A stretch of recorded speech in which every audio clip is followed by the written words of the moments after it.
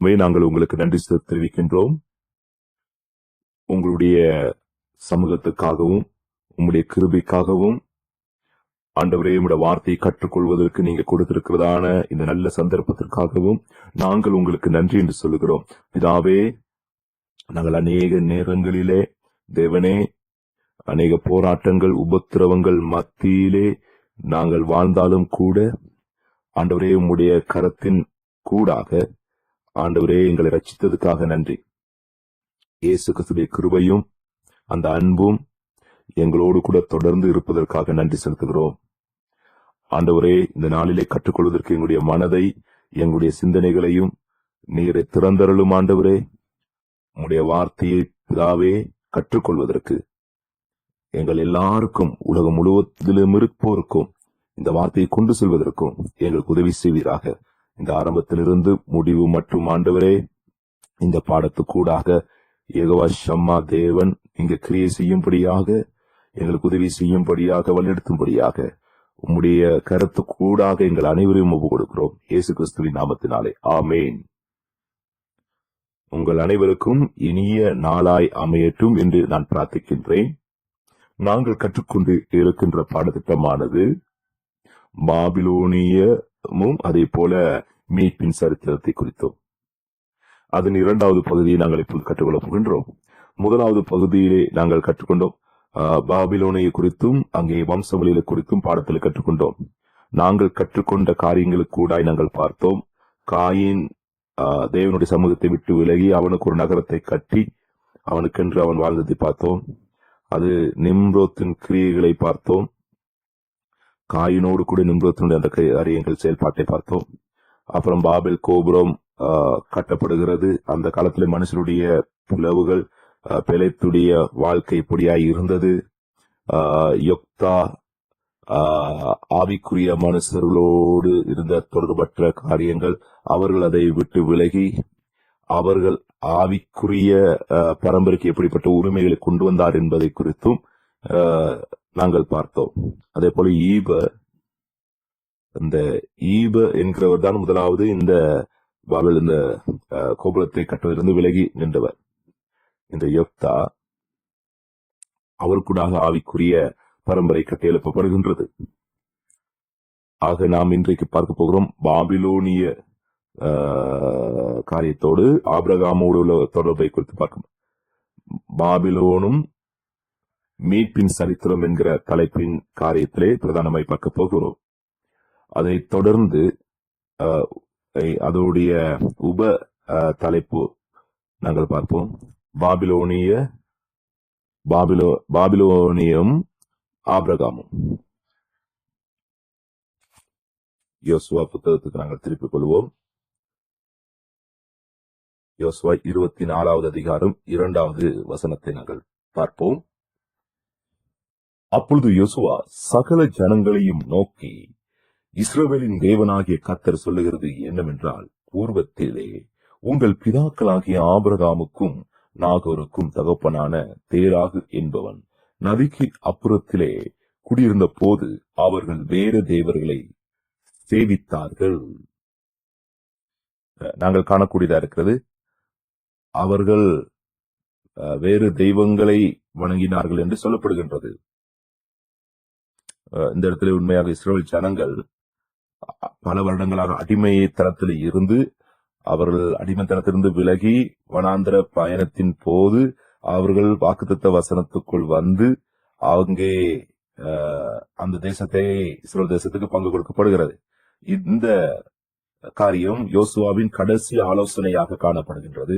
இந்த இடத்துல சொல்லப்படுகிற காரியம் அவருடைய பூர்வத்திலே அவருடைய பிதாக்களாகிய அவர்களுடைய காரியங்களை கொண்டு இந்த இடத்துல பேசப்படுகின்றது. தேரா ஆபிரகாமின் தகப்பன் என்ன செய்தார்?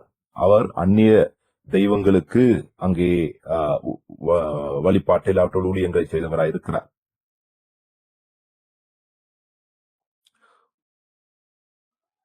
உண்மையாகவே தேரா அங்கே தேவதைகளின் உருவங்களை உருவாக்கின ஒருவராகவும், அங்கே சிலை உருவாக்குற வியாபாரத்தை செய்த ஒருவராகவும் தான் காணப்படுகிறார். அதே போல நாங்கள் புறம் அன்னை தெய்வங்களுக்கு பணிவிடை செய்தவராகவும் காணப்படுகின்றது. ஆகவே நாங்கள் பார்க்கிறோம், இந்த பகுதியில் வாசிக்கும் போது அது எங்களுக்கு தெளிவாய் தெரிகின்றது. ஆகவே இந்த இடத்துல ஒரு சாராம்சமாய் நாங்கள் பார்க்க முடிகிறது. ஆபிரகாம் வாழ்ந்த இந்த ஊர் என்கிற இடத்துல அவர் வாழ்ந்தார். அவருடைய பிறப்பு இடம் வேத ஆகமத்திலே கல்தியர் என்கிற சொல்லப்படுகிற அந்த இடம் இந்த பகுதியை தான் இது குறிக்கிறது. அதன் பிறகு பாபிலோனிய என்கிற உருவாவது இந்த பகுதியிலேதான் இந்த பாபிலோனிய குடியிருப்பும் உருவாகிறது. இந்த நாங்கள் பார்க்கிறோம், ஆபிரகாம் அவன் ஆரானை நோக்கி அவன் போகிறதை நாங்கள் பார்க்கின்றோம். அங்கே ஆரானிலே அவன் வாழ்கின்றான். அதன் பிறகு ஆரானிலிருந்து கானான் தேசத்துக்கு அங்கே அழைத்துச் செல்கின்றான். மிகவும் இலகுவான இந்த வரைபடத்தில் நாங்கள் பார்க்கிறோம் ஆபிரகாமுடைய வாழ்க்கை எவ்வாறாக இருந்தது. ஆரானிலிருந்து கானான் வரைக்கும் போகும் அந்த பயணத்தின் பொது வாழ்க்கையிலே நாம் இந்த பாடத்திலே முதலாவது காரியத்தை நாங்கள் பார்ப்போம். ஊர் தேசத்தில் அவனை அழைத்த விதம், இதுதான் முதலாவது அழைப்பாக காணப்படுகின்றது. தேவன் அவனுக்கு பாரம் கொடுக்கின்றார், நீ உன்னுடைய தேசத்தை இடத்தை விட்டு நான் உனக்கு காண்பிக்கும் தேசத்துக்கு போ என்று சொல். அவன் முதலாவது ஊர்ல இருந்து ஆரானுக்கு வருகிறான். உங்களால் இங்கே காணக்கூடியதா இருக்கிறது. ஆதியாம் 11வது அதிகாரத்திலே நீங்கள் பார்க்க முடியும். நீங்கள் அந்த இடத்துல பார்க்கும் ஆதியாகவும் 11வது அதிகாரத்தில் 27வது வசனத்தை நாங்கள் பார்க்கும் பொழுது, தேராகனுடைய வம்ச வரலாறு. தேராகு ஆபிரகாம், நாகோர், ஆரான் என்பவர்களை பெற்றான். ஆரான் லோத்தை பெற்றான். இந்த இடத்துல நாங்கள் பார்க்கிறோம், இந்த இடத்திலே தேராகுடைய வம்ச வரலாறு சொல்லப்படுகிறது. ஆபிரகாமுடையதல்ல, தேராகுடைய வம்ச வரலாறு தான் இந்த இடத்துல குறிப்பிடப்படுகின்றது. அப்படி என்றால் தேராகுதான் ஊர் இருந்து ஆரான் போவதற்கு தீர்மானித்தான். அதே போல 21வது வசனத்தை நாங்கள் தேராகை பெற்ற பிறகு தேராகு அதைத் தொடர்ந்து 31வது வசனத்தை நீங்கள் பார்க்கும்போது, தேராகு தன் குமாரனாகிய ஆபிரகாமையும் ஆரானுடைய குமாரனும் தன் பேரனுமாயிருந்த லோத்தையும் தன் குமாரன் ஆபிரகாமுடைய மனைவியாகிய தன் மருமகள் சாராயையும் அழைத்துக் கொண்டு அவருடனே ஊர் என்கிற கல்தேயருடைய பட்டணத்தை விட்டு கானான் தேசத்துக்கு போக புறப்பட்டான். அவர்கள் ஆரான் மட்டும் வந்தபோது அங்கே இருந்து விட்டார்கள். இந்த கதையிலே நாங்கள் பார்க்கிறோம், தேராகை நாங்கள் காணக்கூடியதா இருக்கிறது. பிரதானமான கிரியை செய்கிற கதாபாத்திரமாய் காணப்படுகிறார். அவருடைய மகன் ஆபிரகாம், அவருடைய பேரன் லோத்தையும் அவருடைய மருமகள் சாராளையும் இவர்கள் அனைவரையும் அழைத்துக் கொண்டு அவன் ஊரில் இருந்து புறப்படுகிறார். உண்மையாகவே தேராகு ஊரிலிருந்து புறப்படுவதற்கு தீர்மானித்தவர் அவர்தான். அந்த பூமியை கைவிட்டு புறப்படுகிற ஒரு இவர்தான். இந்த சந்தர்ப்பத்திலே ஆபிரகாம் தேராகுடைய குடும்பத்திலே ஒரு உறுப்பினராக இருந்தாலும் அவர் தீர்மானத்தை எடுக்கவில்லை.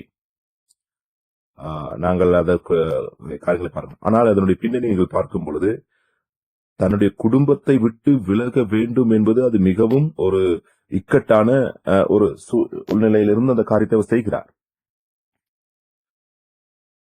ஆதியாகமம் 11வது அதிகாரத்தின் 31வது வசனத்தின்படி உண்மையாக தேராகு அங்கே உண்மையாகவே கானானுக்கு போகவில்லை. அவர் அங்கே கானானை நோக்கி போக முடியவில்லை. அங்கே 32வது வசனத்தை பார்ப்போம். தேராகுடைய ஆயுசு நாட்கள் 205 வருஷம். தேராகு ஆரானிலே மரித்தான். இந்த கதையிலே நாங்கள் பார்க்கக்கூடியதா இருக்கின்றது. புதிய ஏற்பாட்டில் பார்க்கிறோம். அப்போஸ்தலர் புத்தகத்திலே 7வது அதிகாரத்தை பார்க்கிறோம்.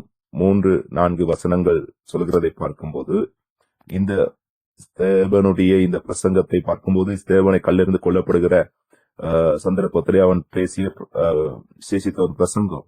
அந்த பகுதியில் நாங்கள் பார்க்கிறோம். 3வது 4வது வசனம் சொல்லுகின்றது,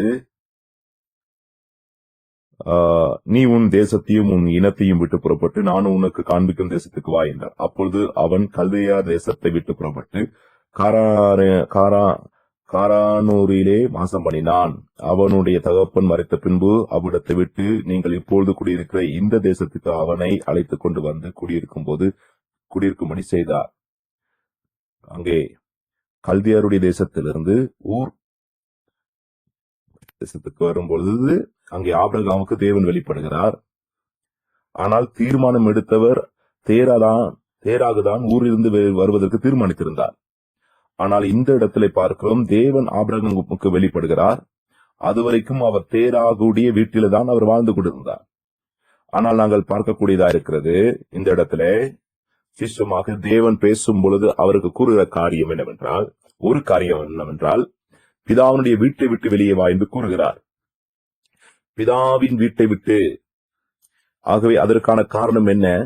ஏனென்றால் அவன் இன்னும் தேராகோடு கூட இருந்தபடியினால் நாங்கள் பார்க்கக்கூடியதா இருக்கிறது. அவர்கள் இருவரும் பேசியிருப்பார்கள். அந்த இடத்துல பேசி அங்கிருந்து வெளியேறியிருப்பார்கள். நாங்கள் பார்க்கிறோம், தேவன் அந்த இடத்திலே மகிமை உள்ள தேவனாக அவருக்கு வெளிப்பட்டிருக்கிறார். இது மிகவும் முக்கியமாயிருக்கின்றது. இங்கே கிரேக்க மொழியிலே கியூபஸ் தோஹா என்கிற இந்த வார்த்தை, இது மகிமைக்கு பயன்படுத்தப்படுகிற வார்த்தை. இதன் அர்த்தம் தான் மகிமையும் கனமும், அதே போல தேவனுக்குள் இருக்கிற மகிமை, அவருடைய சுபாவத்தை வெளிப்படுத்துதல், அவருடைய சுபாவத்தை அறிய பண்ணுதல், அவருடைய சுபாவத்தை அனுபவித்தல் போன்றதான அர்த்தங்கள் தான் இந்த வார்த்தையில வருகின்றது. நாங்கள் பார்க்கிற காரியம், தேவனுடைய மகிமை வெளிப்படுத்தப்படுகிறது. உண்மையாகவே அது ஆபிரகாமுக்கு வெளிப்படுத்தப்படுகிறது. எபிரேய புத்தகம் 11வது அதிகாரத்திலே நாங்கள் பார்க்கிறோம். அங்கே அவரிடத்தில் கிட்டி சேர்க்கிற யாவருக்கும் அவர் ஆச்சரியமாக அவர் தன்னை வெளிப்படுத்துகிற தேவனாயிருக்கும். அங்கே யாத்திராமும் அங்கே பார்க்கிறோம், 17 பார்க்கிறோம், நான் இருக்கிறவராகவே இருக்கிறேன் என்று அங்கே மோசையை பார்த்து சொல்லுகிறதை பார்க்கின்றோம். தேவன் மகிமையுள்ள தேவன் அவருக்கு வெளிப்பட்டு, அதனுடைய அர்த்தம் உண்மையாகவே அங்கே அந்த இடத்துல வெளிப்பட்டது, காண்பிக்கப்பட்டது என்கிற கிரேக்க வார்த்தை எங்களுக்கு மிக முக்கியமாயிருக்கின்றது. அதனுடைய அர்த்தம் தான், அதாவது காணுதல், அனுபவித்தல், புரிந்து கொள்ளுதல் என்கிற அர்த்தம். உண்மையாக அதனுடைய அர்த்தம் தேவனை அறிந்து கொள்ளுதல், புரிந்து கொள்ளுதல். ஆபிரகாம் தேவனை அறிந்து கொண்டார், புரிந்து கொண்டார். ஆகவே ஒரு அனுபவத்துக்கூடாக தான் நாங்கள் புரிந்து கொள்ள முடிகின்றது. ஒரு அனுபவத்துக்கூட நாங்கள் புரிந்து கொள்கிற திறன் கிடைக்கிறது. எங்களுக்கு ஒரு காரியம் உடனடியாய் புரிந்து கொள்ள முடியாவிட்டால் அநேக உதாரணங்களை அங்கே பயன்படுத்தி அதை எங்களுக்கு சொல்லித் தருவார்கள். இந்த இடத்திலே நாங்கள் பார்க்கிறோம், இந்த மொழி நடையிலே இருக்கிற காரியங்களை வெளிப்படுத்துகிற காரியங்கள், விவரிக்கிற காரியங்கள், இது எந்த மொழியிலும் இருக்கிற ஒரு தன்மையாயிருக்கின்றது.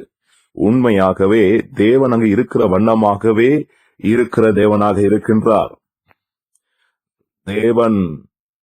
தேவனுடைய மகிமை, அவருடைய அடையாளத்தை, அவருடைய மகிமையின் காரியத்தை அது ஒரு நாளும் அது மாற்றுவதில்லை. தேவன் மகிமையாய் இருக்கிற அவருடைய சுயரூபம் அது அவ்வாறாகவே அவருக்குள் நிலைத்திருக்கின்றது. அதைதான் இந்த இடத்துல இந்த கிரேக்க வார்த்தையின் அர்த்தமாக நாங்கள் பெற்றுக்கொள்கின்றோம். ஆக அப்படிப்பட்ட தேவன் தான் ஆபிரகாமுக்கு வெளிப்படுகின்றார். அந்த கல்தேயருடைய நகரத்தில் இருந்த ஊர் தேசத்திலிருந்து ஆபிரகாமுக்கு புரிந்து கொண்ட காரியம் என்னவென்றால், ஊரில் இருக்கிற காரியங்களை பார்க்கலும் பெருமதியான காரியங்கள் அவன் கண்டுகொண்டான் என்பதை அவன் புரிந்து கொண்டான். உண்மையாக ஊரில் இருந்த, பாபிலோனில் இருந்த தேவர்களை பார்க்கிலும் அங்கே முற்றுமாக மாற்றமுள்ள விசேஷித்த தேவனாயிருந்தார். இதை அப்போஸ்தலர் புத்தகத்திலே ஸ்தேபனுடைய பிரசங்கத்திலே பேசப்படுகிற முக்கியமான காரியம் இந்த ரகசியம்தான். நாங்கள் பார்க்கிறோம் ஸ்தேபனுடைய பிரசங்கத்திலே அங்கே உள்ளடக்கப்பட்டிருக்கிற காரியத்தை நாங்கள் புரிந்து கொண்டால், உண்மையாகவே ஸ்தேபன் சொல்கிற காரியத்தின் படி பார்க்கும்போது சபையிலே தேர்ந்தெடுக்கப்பட்ட விசேஷித்த நல்ல நற்சாட்சி உள்ள நல்ல பணிவிடைக்காரனாக தான் சபை அவனை தேர்ந்தெடுத்தது. ஆனால் அன்றைக்கு யூதர்கள் அவனை விரும்பவில்லை. காரணம், அவர்கள் ஸ்தேபன் அவன் அவருடைய மதத்துக்கு விரோதமாக செயல்படுகிற மனுஷன் என்று அவர்கள் நினைத்தார்கள். ஆக 6வது அதிகாரத்திலே 13-14 வசனம் இந்த இடத்துல நாங்கள் பார்க்கின்றோம். அப்போஸ்தலர் 6வது அதிகாரம் 12-13 வசனங்களை நாங்கள் பார்க்கலாம். ஜனங்களையும் மூப்பரையும் வேத பாரகரையும் எழுப்பிவிட்டு அவன் மேல் பாய்ந்து அவனை பிடித்து ஆலோசனை சங்கத்துக்கு முன்பாக இழுத்துக் கொண்டு போய் என்று நாங்கள் அந்த இடத்துல பார்க்கிறோம். அங்கே 13 சொல்கிறது, பொய் சாட்சிகளையும் நிறுத்தினார்கள். இவர்கள் இந்த மனுஷன் இந்த பரிசுத்த ஸ்தலத்துக்கு வேத பிரமாணத்துக்கும் விரோதமாக தூசண வார்த்தைகளை ஓயாமல் பேசுகிறான் என்று அந்த இடத்துல சொல்கிறதை நாங்கள் பார்க்கின்றோம். அவருடைய குற்றச்சாட்டு அங்கே எதுவா இருந்தால் வேத பிரமாணத்துக்கு விரோதமாகவும் அங்கே அதனுடைய வார்த்தைக்கு விரோதமாய் தூசணம் பேசுகிறார் என்று பொய் சாட்சி சொன்னார்கள். யூதருடைய தேவ மாளிகை, அவருடைய சட்ட திட்டங்கள், அதை குறித்து அவதானம் செலுத்தும் பொழுது அவருடைய சட்ட திட்டங்களை அவர்கள் வார்த்தையிலே அவர்கள் ஏற்றுக்கொண்டவர்களாக இருக்கின்றார்கள். நாங்கள் பார்க்கிறோம், இந்த சட்டத்திட்டத்துக்கு பின்பதாக இருக்கிறதான மீட்பின் செயல்பாட்டை அவர்கள் அறியாமல் இருந்தார்கள். அவருடைய சம்பிரதாயங்களின் முதன்மையாய் வைத்துக் கொண்டு இந்த மாளிகையிலே தேவன் வாசம் பண்ணின எங்களுக்காக செய்யப்பட்ட மாளிகை என்கிறதிலே அவர்கள் உறுதியாக பெருமை பாராட்டிக் கொண்டிருந்தார்கள். இந்த யூதர்கள் இவ்வாறாக லௌகீக காரியத்தின் அறிவிலேதான் பார்வையில்தான் தேவ மாளிகையை பார்த்தார்கள். சட்ட திட்டங்களையும் கூட அந்த காரியங்களை கிரியைக்குட்படுத்தி அந்த கிரியைக்கூடாக தான் ஆவிக்குரிய காரியத்தை கட்டியெழுப்ப அவர்கள் முயற்சி செய்து கொண்டிருந்தார்கள். ஆகவே உண்மையாகவே இதுதான் சிலை வழிபாடாக அந்த இடத்துல காணப்படுது. ஆபிரகாம் ஊரிலிருந்து அவன் வெளிவந்ததிலிருந்து அந்த ஊர் சுபாவத்தில்தான் அங்கே செயல்பட்டார். அந்த இடத்திலே சிலை வழிபாடு காணப்பட்டது. ஆக இந்த குற்றச்சாட்டை நாங்கள் பார்க்கும் பொழுது இயேசு கிறிஸ்துவுக்கும் அதே குற்றச்சாட்டை அவர்கள் செய்தார்கள். ஸ்தேபனுக்கு அவருடைய பிரசங்கத்தை அவர் ஆரம்பிக்கும் பொழுது ஆபிரகாம் ஊரிலிருந்து அங்கே வெளியேறின காரிய சந்தர்ப்பத்திலிருந்து அவர் பிரசங்கிக்கிறார். அவர் கல்தியருடைய பட்டணங்களுக்கு கொண்டு போய் அங்கே ஊர் தேசத்தை வெளியேறும்படி சொல்லியிருந்தார். ஆக ஆபிரகாமுடைய காலத்திலும் சிலை வழிபாட்டிலிருந்து ஆபிரகாமை அங்கே மீட்டெடுத்தார். ஆகவே இந்த யூதர்கள் செய்கிற எல்லா காரியங்களும் இன்று அந்த சிலை வழிபாட்டுக்கு மாறி இருக்குது என்பதுதான் அங்கே ஸ்தேபன் சொல்கிறார். அங்கே தேவ மாளிகையை, அங்கே அந்த சட்டத்திட்டங்கள் எல்லாம் லௌகீக பார்வையில் அதை பார்த்தார். அதுதான் அங்கே சிலை வழிபாடு என்று அவர் கூறுகின்றார். ஆகவே சிலை வழிபாட்டில் இருக்கிற குழப்பங்கள் என்ன? எரேமியா 10:14 பார்க்கும்போதும், என் ஜனங்கள் எல்லா மனிதர்களும் அறிவில்லாமல் என்ன செய்கிறார்கள்? அவர்கள் வெட்கப்பட்டு போகிறார்கள். மனுஷர் அனைவரும் அறிவில்லாமல் மிருககுணம் உள்ளவர்களானார்கள். மிருககுணம் உள்ளவர்களானார்கள். தட்டார் அனைவரும் வற்பித்த சிறுபங்களிலே வெட்கி போகிறார்கள். அவர்கள் வற்பித்த விக்கிரகம் பொய்யே, அவர்களில் ஆவி இல்லை. எசையாவின் புத்தகம் 44வது அதிகாரம் 9வது வசனத்திலிருந்து 11வது வசனம் வரைக்கும் நாங்கள் பார்க்கின்றோம். விக்கிரகங்களை உருவாக்குகிற யாவரும் வீணர், அவர்களால் இச்சிக்கப்பட்டவைகள் ஒன்றும் உதவாது, ஒன்றுக்கும் உதவாது. அவைகள் ஒன்றும் காணாமலும் ஒன்றும் அறியாமலும் இருக்கிறது என்று தங்களுக்கு வெட்கம் உண்டாக அவைகளுக்கு தாங்களே சாட்சிகளாயிருக்கிறார்கள். ஒன்றுக்கும் உதவாத தெய்வத்தை உருவாக்கி விக்கிரகத்தை வர்ப்பிக்கிறவன் எப்படிப்பட்டவன்? இதோ அவனுடைய கூட்டாளிகள் எல்லாரும் வெட்கம் அடைவார்கள். தொழிலாளர்கள் நரக ஜீவன்கள் தானே, அவர்கள் எல்லாரும் கூடி வந்து நிற்க கட்டும், அவர்கள் ஏகமாய் திகைத்து வெட்கப்படுவார்கள். இன்னும் அநேக வேத வசனங்கள் இருக்கிறது இந்த விக்கிரக ஆராதனை, இந்த சிலை வழிபாட்டு காரியங்களை குறித்து. ஆகவே நாம் இந்த நாளில் பார்க்கிறோம், மகிமையான தேவன் ஆபிரகாமுக்கு வெளிப்பட்டு தேவன் தன்னுடைய மகிமையை அங்கே மனுஷனுக்காக ஏற்படுத்தின காரியம் அல்ல, அது தேவனுக்குரிய காரியம், மகிமைக்குரிய காரியம். ஆனால் சிலைகளிலே இருக்கிற மகிமை என்ன? அவைகள் தங்கத்தினாலும் அங்கே இரும்புகளிலே அங்கே மனுஷனுடைய சிற்ப காரியங்களினாலே அங்கே அவைகள் உருவாக்கப்பட்டு இருக்கிறது. இது மனுஷனுடைய சிந்தனையினாலும் மனுஷனுடைய அறிவிலும் அங்கே உருவாக்கப்பட்ட தெய்வங்கள் அது. ஆனால் ஆபிரகாமுக்கு வெளிப்பட்ட மகிமையுள்ள தேவனுடைய அந்த மகிமை மனுஷனுடைய கிரியினாலேயோ மனுஷ சிந்தனையினாலேயோ உருவாக்கப்பட்டது அல்ல. அது தேவனுடைய மகிமை. அது தேவனிடத்தில் இருக்கிறதான மகிமையின் குணாதிசயம் காணப்படுகிறது. அந்த மகிமை அது ஆபிரகாமுக்கு வெளிப்பட்டது. அது வெளிப்படுத்தினார் தேவன்.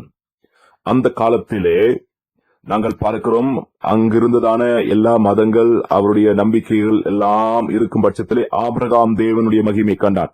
அந்த சந்தர்ப்பத்தில் தான் ஆபிரகாம் ஊரை விட்டு அங்கே வெளியிலே வருகின்றார். இந்த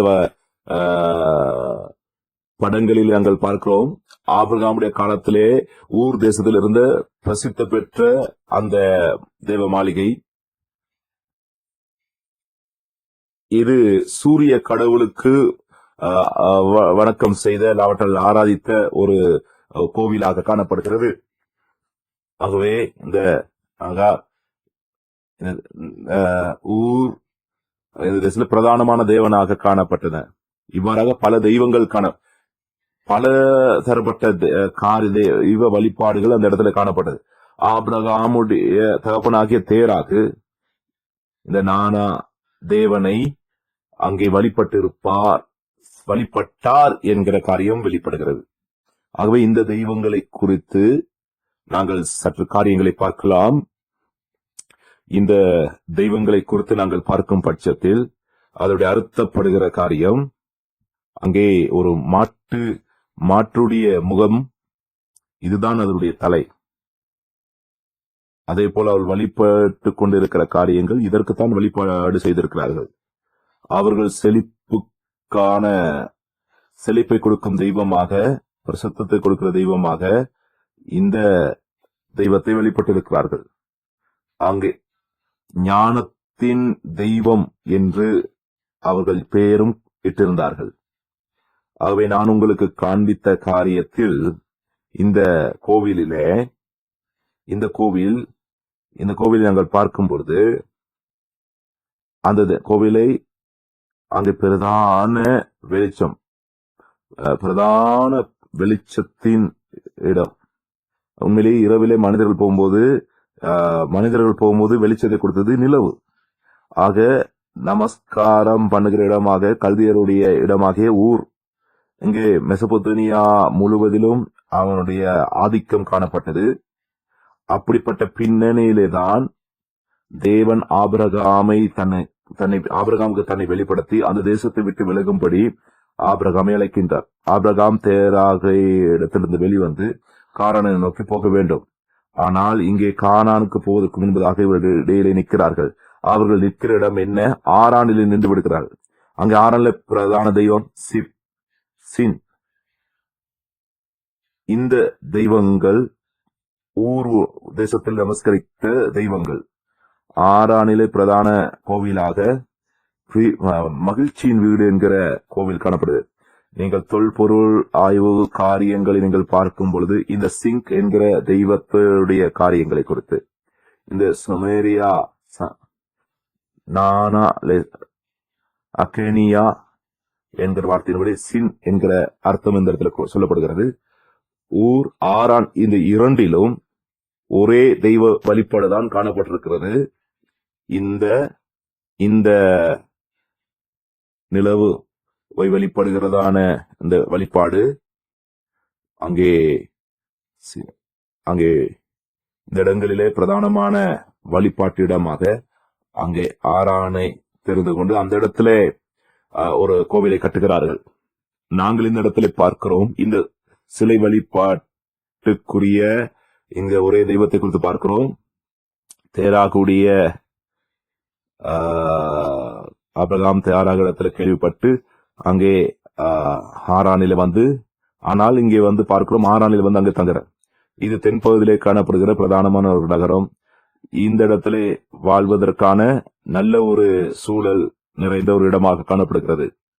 தேராக அந்த இடத்துல அங்கே அமர்ந்து அவருடைய வழக்கம் போல அவருடைய வியாபாரத்தை அந்த இடத்துல செய்து கொண்டு வந்தார். அவருடைய விருப்பம் அந்த இடத்துல அவர் முன்னேறுவதை வளருவதை அந்த இடத்துல விரும்பினார். ஆனால் ஆரம்பத்தில் இருந்த நோக்கம் கானானை நோக்கி போகிறேன் என்று அவர் நினைத்தார். ஆனால் ஆரானில் வந்து அங்கே அவர் நின்று அங்கே அவர் தரித்து வாழ ஆரம்பிக்கிறார். அவருக்குள் இருந்தது வியாபார நோக்கம் இருந்தது. ஆனால் ஆபிரகாமுக்கு இரண்டாவது சந்தர்ப்பத்திலே தேவன் அந்த சிலை வியாபாரங்கள் செய்கிற இடத்திலே தேவன் ஒரு வாய்ப்பை கொடுக்கிறார் அந்த இடத்திலிருந்து கானானுக்கு போவதற்கு. நாங்கள் பார்க்கின்றோம், நாங்கள் இதை குறித்து கற்றுக்கொண்டோம். இதுவரைக்கும் எபேர் சில விசுவாச ராஜ்யத்திலே எபேருடைய அந்த விசுவாசம், அந்த படிப்பினைகள் ஆபிரகாமுக்கு ஒரு பெரிய ஒரு தாக்கத்தை ஏற்படுத்தியிருக்கும் விசுவாசத்தில் வருவதற்கு. அந்த காலகட்டத்தில் பல தரப்பட்ட தெய்வ வழிபாடுகள் காணப்படுது. ஆனால் அதன் பட்சத்திலும் கூட உண்மையான தேவனை வழிபடுவதை குறித்து ஏதாகிலும் ஒரு விசுவாசத்தின் சாட்சியை இவர்கள் பெற்றிருக்க கூடும். எங்களுடைய வாழ்க்கையிலும் கூட இந்த கதை எவ்வாறாக தாக்கத்தை கொண்டு வருகிறது. நாங்கள் போகிறதான இந்த பயணத்தின் போது நாங்கள் பலதரப்பட்ட காரியங்கள் எங்களை சுற்றிலும் சிலை வழிபாட்டு காரியங்கள் காணப்படுகின்றது. ஆனாலும் அவைகளுக்கு நாம் கீழ்ப்படிவதில்லை, எங்களை தாழ்த்துவதல்ல, அவைகளை நாங்கள் மேற்கொள்ள வேண்டும். உண்மையாகவே ஆபிரகாம் செய்த காரியம் அதுதான். தேராகுக்கும் அங்கே வாய்ப்பு இருந்தது. அந்த சிலைகளை உருவாக்கினாலும் அதை விட்டு வெளியே வருவதற்கு அவருக்கு வாய்ப்பு இருந்தது. ஆனால் ஆபிரகாம் தீர்மானம் எடுக்கிறார், தன்னுடைய தேசத்தை விட்டு, தன்னுடைய இனத்தை விட்டு, தன்னுடைய குடும்பத்தை விட்டு, அந்த எல்லா காரியங்களையும் விட்டு வெளியே வருகிறார். தேவன் உண்மையான தேவனை தேடி உண்மையான தேவனை ஆராதிப்பதற்கு வழிபடுவதற்கு வருகின்றார். நான் காண்பிக்க விரும்புகிறேன். ஆபிரகாம் முதலாவது அழைப்பை உங்களோடு கூட பகிர்ந்து கொள்ள நான் விரும்புகின்றேன்.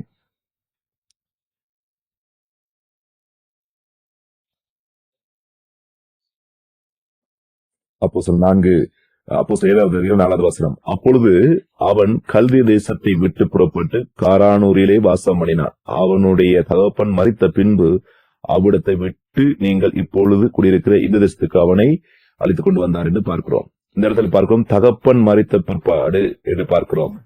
அங்கே ஆதியாகமத்திலே 11வது அதிகாரத்தில் நாங்கள் பார்க்கக்கூடியதா இருக்கின்றது. அங்கே தேராகுடைய வயது, அதாவது தேராக மரித்த பிற்பாடு 205வது வயதிலே அங்கே தேராக மரித்ததை தான் அந்த இடத்துல குறிப்பிடப்படுகின்றது. ஆபிரகாம் ஆராய்ந்து வெளியில் வரும்பொழுது 75 வயதாக ஆபிரகாமுக்கு இருந்தது. தேராகு 205. அப்படி என்றால் ஆபிரகாம் ஆரானிலிருந்து ஆபிரகாம் வெளியேறும்பொழுது தேராகு உயிரோடு இருந்திருக்கிறார் அங்கே. ஆனால் சொல்லப்படுகிறது தகப்பன் மரித்த பிறகு ஆபிரகாம் வெளியேறினான் என்று அப்போஸ்தலர் புத்தகத்திலே 7:4 என்று சொல்லப்படுகிறதை பார்க்கிறோம். ஆனால் இதற்கிடையிலே 60 வருட இடைவெளி அந்த இடத்துல காணப்படுகிறது. அநேக வேத பார்வைகள் சொல்லுகிற கருத்து என்னவென்றால், அவர்களுக்கு தோணுகிற, அவர்கள் காண்கிற காரியங்களை அவர்கள் அங்கே கூறுகின்றார்கள். ஆனால் தேவனுடைய வார்த்தையில் இருக்கின்றதான அந்த உறுதிப்பாட்டானது, அந்த வெளிச்சத்தை அவர்கள் காணவில்லை. உண்மையிலேயே இயேசு கிறிஸ்துடைய காலத்திலே யூதர்கள் அங்கே எழுதப்பட்ட வேத வாக்கியத்தை பார்த்த விதமாக தான் பார்த்தார்கள். இதை ஆவிக்குரிய கண்களை நாங்கள் இதை பார்க்க வேண்டும். இங்கே மரணம் என்கிற அப்போஸ்தோஸ்னியாம் என்கிற வார்த்தை பயன்படுத்தப்பட்டிருக்கிறது. அதனுடைய அர்த்தம், அதை புரிந்து கொள்வதற்கு அதற்கு தேவனுடைய வார்த்தையில் ஒரு பகுதியை நாங்கள் பார்க்க வேண்டும். 1 கொரிந்தியர் 15:31 நாங்கள் பார்க்க.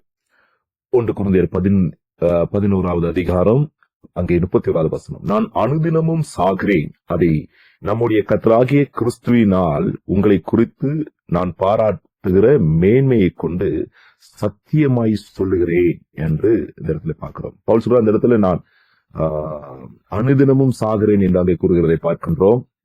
எவ்வாறாக அனுதினமும் சாக முடியும்? பவுல் இந்த இடத்திலே பயன்படுத்துகிற கிரேக்க வார்த்தை, மேலே நாங்கள் வாசித்த அந்த கிரேக்க வார்த்தை உண்மையாகவே இங்கே பேசப்படுகிற காரியம். இது ஆவிக்குரிய மரணம் என்று சில பேர் கூறுகிறார்கள். உண்மையாகவே இந்த வார்த்தையை குறித்து நாங்கள் பார்ப்போம். இது ஏன் பயன்படுத்தப்படுகிறது? இது ஆவிக்குரிய மரணத்துக்கும் மாத்திரமா இதை பயன்படுத்துவது, சரீர மரணத்துக்கு பயன்படுத்துவதா என்று நாங்கள் பார்ப்போம். மத்தேயு 8வது அதிகாரம் 32வது வசனத்தை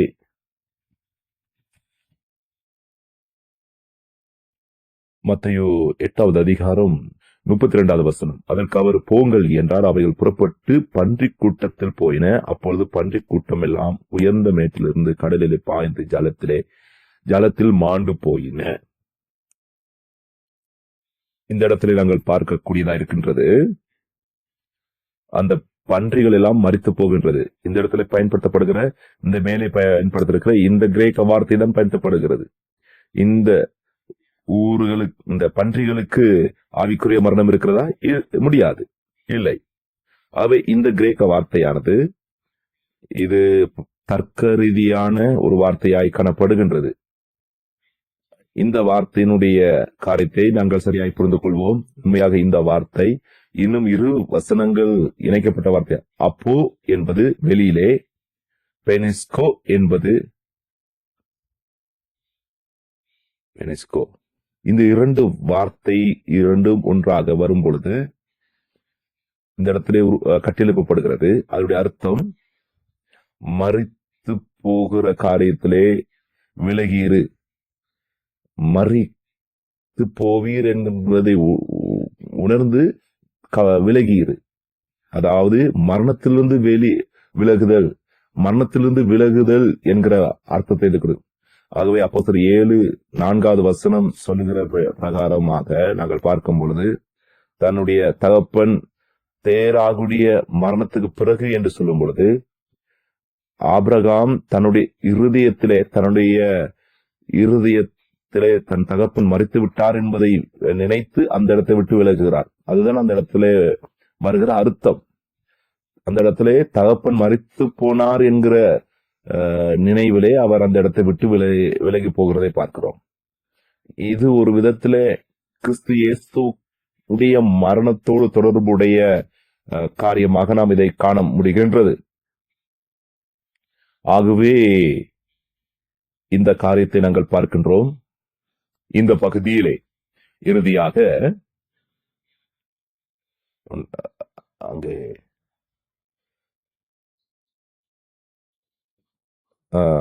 நாம் பார்க்கிறோம். இந்த இடத்துல ஆபிரகாம் லௌகிக தகப்பனை பார்க்கும் தேவனை அவன் அதிகமாய் நேசித்த ஒரு நபராய் காணப்பட்டார்.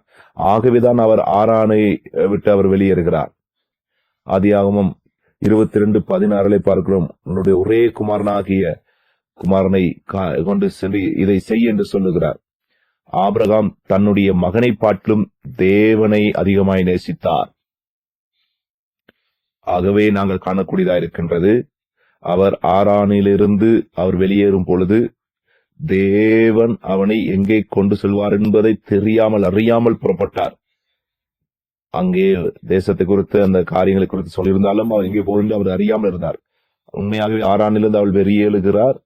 அங்கே தன்னை பெரிய ஜாதி ஆக்குவேன் என்கிற அந்த வாக்குத்தத்தத்தை விசுவாசித்து, அவர் வாக்களிக்கப்பட்ட தேசத்துக்கு கொண்டு போவேன் என்று சொன்ன காரியத்தை விசுவாசித்து அவர் போர்பட்டார்.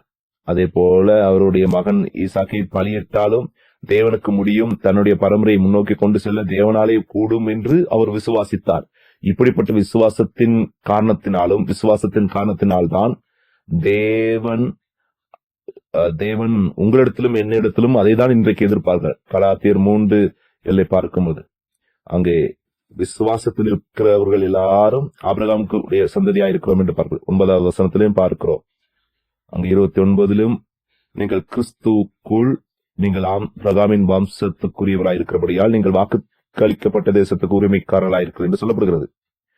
ஆகவே ஆபிரகாமுக்கு ஆதியாகமத்தில் கொடுக்கப்படுகிற அந்த வாக்குத்தத்தம் அவனுடைய எல்லா பரம்பரைகளுக்கும் வம்சங்களுக்கும் உரியதான காரியமாய் காணப்படுகின்றது. ஆகவே எங்களுக்கு இருக்கிற முக்கியமான காரியம். ஆவிக்குரிய பாபிலோனுக்கு தொடர்புடைய காரியங்களிலிருந்து நாங்கள் விலகி நாங்கள் வாழ வேண்டும். ஆகவே பாடத்தின் ஆரம்ப நிலைக்கு நாங்கள் போவோம். அங்கே யோசுவா புத்தகத்துக்கு நாங்கள் திரும்புவோம். யோசுவா புத்தகத்திலே 24வது அதிகாரத்திலே 2வது 3வது வசனங்களை நாங்கள் பார்க்கலாம்.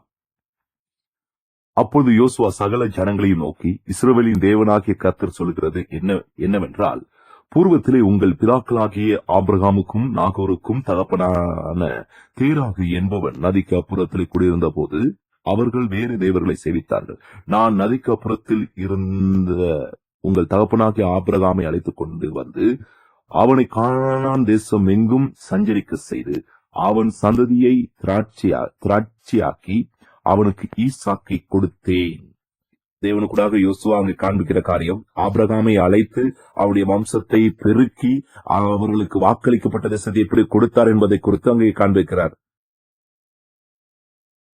போல எசாயா 51:2வது வசனத்தை பாருங்கள்.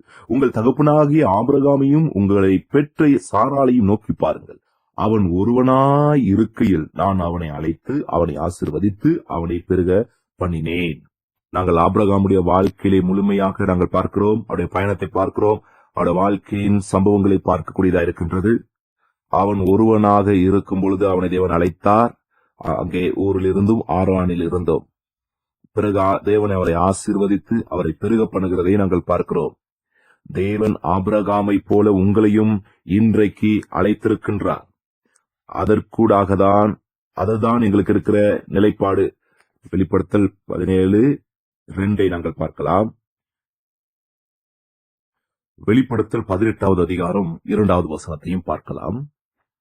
அவன் பலத்த சத்தமிட்டு, மகா பாபிலோன் விழுந்தது, அது பேய்களுடைய குடியிருப்பும் சகலவித அசுத்த ஆவிலுடைய காவல் வீடும் அசுத்தமும் அருவருப்பும் உள்ள சகலவித பறவைகளும் உடைய கூடுமாயிற்று. இந்த பேசப்படுகிறது பாபிலோனிய வீழ்ச்சியை குறித்து பேசப்படுகின்றது. 4வது 5வது வசனங்களை நாங்கள் பார்க்கும் பொழுது அங்கே பார்க்கிறோம். பின்பு வேறொரு சத்தம் வானத்திலிருந்து உண்டாக்கி கேட்டேன். அது, என் ஜனங்களே, நீங்கள் அவளுடைய பாவங்களுக்கு உடன்படாமலும் அவளுக்கு நேரிடும் வாதைகளில் அகப்படாமலும் இருக்கும்படிக்கு அவளை விட்டு வெளியே வாருங்கள். அவளுடைய பாவம் வானம் பரியந்தம் எட்டினது. அவளுடைய அநியாயங்களை தேவன் நினைவு கூர்ந்தார். ஆபிரகாம் கூட இருக்கிற ஆசீர்வாதங்கள் என்ன? எங்களுக்கு நாங்களும் ஆபிரகாமை போல அழைக்கப்பட்டவர்கள்.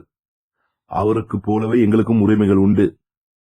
எங்களுக்கும் வாக்களிக்கப்பட்ட தேசத்தை கொடுத்ததான கனவு இருக்கின்றது. அது எவ்வாறாக நடைபெறுகிறது? தேவன் ஆபிரகாமை தெரிந்து கொண்டார். ஊரிலிருந்து பாபிலோனிலிருந்து வெளியே அழைப்பித்தார். அவனுடைய பரம்பரையை வாக்களிக்கப்பட்ட தேசத்தை சுந்தரிக்க செய்தார். கலாத்தியர் 3 சொல்லுகிற பிரகாரமாக அங்கே இயேசு கிறிஸ்துவை நீங்கள் விசுவாசிப்பீர்கள் என்று சொன்னால், நீங்கள் இயேசு கிறிஸ்துடைய விசுவாசிப்பீர்கள் என்று சொன்னால் நீங்கள் ஆபிரகாமின் சந்ததிக்குரியவர்கள். மத்தேயு 1வது அதிகாரம் ஆரம்பிக்கிற விதம் ஆபிரகாமின் குமாரனாக இயேசு கிறிஸ்துவை அங்கே காண்பிக்கின்றது. அங்கே தொல்பொருள் ஆய்வு கூடாக அநேக காரியங்களிலே பார்க்கும் பொழுது எவ்வாறாக ஆபிரகாமை ஊரிலிருந்து பாபிலோனிலிருந்து தேவன் அழைப்பித்தார் என்பதை குறித்து பார்க்கும் பொழுது, அதே போல எங்களையும் இந்த லௌகிக உலகத்திலிருந்து காரியங்களிலிருந்து தேவன் எங்களையும் அழைப்பித்திருக்கின்றார். நாங்களும் சிலை வழிபாட்டு பின்னணியிலிருந்து தேவனுடைய வாக்களிக்கப்பட்ட அந்த பொருத்தனை தேசத்தை சுதந்திரிப்பதற்காக தேவன் எங்களையும் ஒரு பயணத்துக்கு அழைத்துக் கொண்டு போகின்றார். ஆகவே அதற்கூடாக அவருக்கு ஊழியம் செய்யும்படியாகவும், அதுதான் சுவிசேஷம். இந்த சுவிசேஷம் எப்படி வந்தது? அவருடைய வம்ச வழிகளுக்கூடாக தான் இந்த சுவிசேஷம் வந்தது. யோவான் 17 ஆபிரகாம் யார்? ஆபிரகாமை விசுவாசிக்கிறவர்கள், இல்லாவற்றால் இயேசு கிறிஸ்துவை விசுவாசிக்கின்றவர்கள் ஆபிரகாமுடைய குமாரர்கள் என்று அங்கே அழைக்கப்படுகிறார்கள். உண்மையாகவே ஆபிரகாமை போல எங்களையும் தேவன் ஊரிலிருந்து ஆரானில் இருந்து அங்கே தேவன் எங்களை அவருடைய உரிமையை பெற்றுக்கொள்வதற்கு எங்களை அழைத்துக் கொண்டு போய் கொண்டிருக்கிறார். இந்த பயணத்தில் நாங்கள் பயணித்துக் கொண்டிருக்கிறோம். நாங்கள் ஜெபம் பண்ணுவோம் தேவனை நோக்கி. பரலோகத்திலே வாசம் பண்ணுகிற எங்களுடைய பிதாவே, ஆண்டவரே, உங்களுக்கு நாங்கள் நன்றி செலுத்துகிறோம் எங்களை அழைத்தபடியினால். ஆண்டவரே, உண்மையாகவே இயேசு கிறிஸ்துடைய அந்த விசுவாசத்தை எங்களுக்கு கொடுத்து, கிறிஸ்துக்குள் இருக்கிற அந்த விசுவாசத்தை விசுவாசிப்பது கூடாய் எங்களுக்கு ஆபிரகாமின் பிள்ளைகளாகிறதான அந்த கிருபை எங்களுக்கு கொடுத்திருக்கிறபடினாலும் நாங்கள் நன்றி தெரிவிக்கின்றோம். ஆண்டவரே, எங்களை ஊரில் இருந்து எங்களை அழைத்திருக்கிறீர். ஊர் என்கிற பாபிலோனில் இருந்து எங்களை வெளியிலே நீங்க கொண்டு வந்திருக்கிறீங்க. ஆண்டவரே, அதை நாங்கள் புரிந்து கொள்வதற்கு எங்களுக்கு உதவி செய்யுங்க. ஆண்டவரே, இந்த லௌகிக அந்த உலகம் என்கிற இந்த பாபிலோனில் இருந்து வெளியிலே வந்து, ஆண்டவரே, நீர் எங்களுக்கு நியமித்திருக்கிறதான அந்த பொருத்தனை தேசத்துக்கு, அந்த வாக்களிக்கப்பட்ட இடத்துக்கு போக எங்களுக்கு உதவி செய்யும். சிலை வழிபாட்டிலிருந்து விலகி ஆவிக்குரிய கானானுக்குள் உட்பிரவேசிக்க எங்களுக்கு உதவி செய்யுங்க. மீட்பின் சரித்திரத்திலிருந்து கிறிஸ்து இயேசுடைய புரிந்து கொள்ளுதலுக்கூடாக இந்த மீட்பின் சரித்திரத்தில் மறைந்திருக்கிற ரகசியங்களை, அந்த சத்தியங்களை அறிந்து அந்த உன்னதமான புத்திரத்துக்குரிய பிள்ளைகளுக்குரிய ஆசீர்வாதங்களை பெற்றுள்ள உதவி செய்யும். பரலோகத்தில் இருக்க எங்கள் பிதாவே, உங்களுடைய நாமம் பரிசுத்தப்படுவதாக, உங்களுடைய ராஜ்யம் வருவதாக. ஆண்டவரே, எங்களுக்கு வேண்டிய அன்றாட வேண்டிய ஆகாரத்தை எங்களுக்கு தாரும். எங்களுடைய விரோதிகளுக்கு நாங்கள் மன்னித்து போல எங்களுடைய பாவங்களை ராஜ்யமும் மகிமையும் என்றென்றைக்கும் உமக்கே உண்டாவதாக. ஆமேன், ஆமேன்.